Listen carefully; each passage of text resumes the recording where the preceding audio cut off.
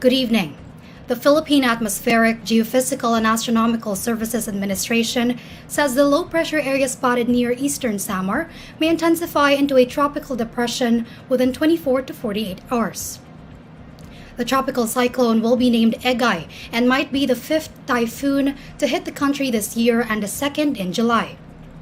In a phone interview, Pagasa weather specialist Rhea Torres told INQUIRER.net that the LPA was last located 705 kilometers east of Borong and eastern Samar. Based on Pagasa's 4 a.m. bulletin, if the LPA develops into a tropical cyclone, it may pass through or hit Luzon or change direction toward Japan, although Pagasa says there is still high uncertainty regarding its exact route. However, Torres noted the LPA had moved up by Thursday afternoon over the Philippine Sea off the Visayas region.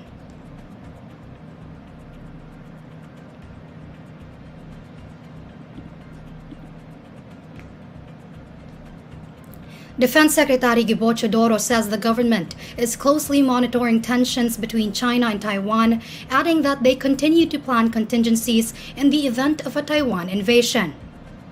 Teodoro says there needs to be an assessment to determine the likelihood of such a scenario occurring.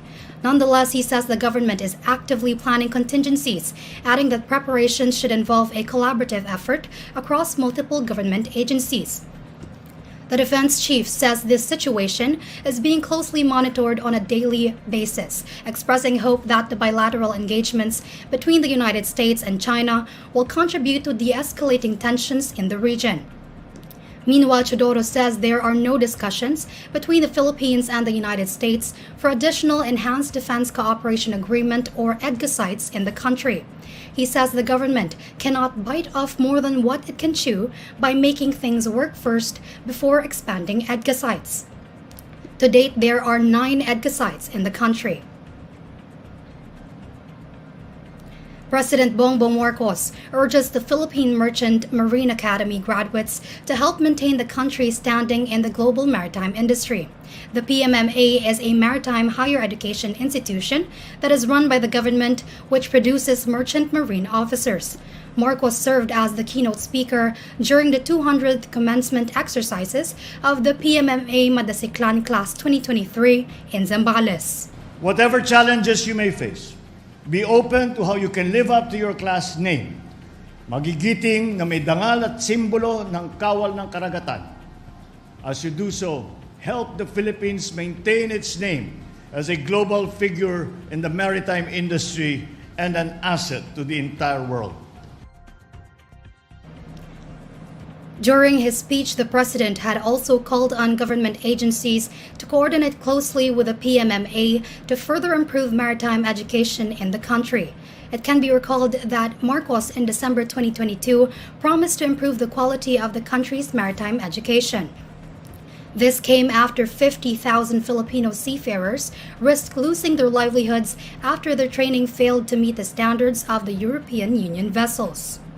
As your partner in improving the skills and capabilities of our people in the maritime industry, I call on all the concerned agencies to coordinate closely with the PMMA, facilitate what will make our maritime education even more responsive to the needs of the nation, while ensuring that whatever steps that we take will be in compliance with laws and regulations.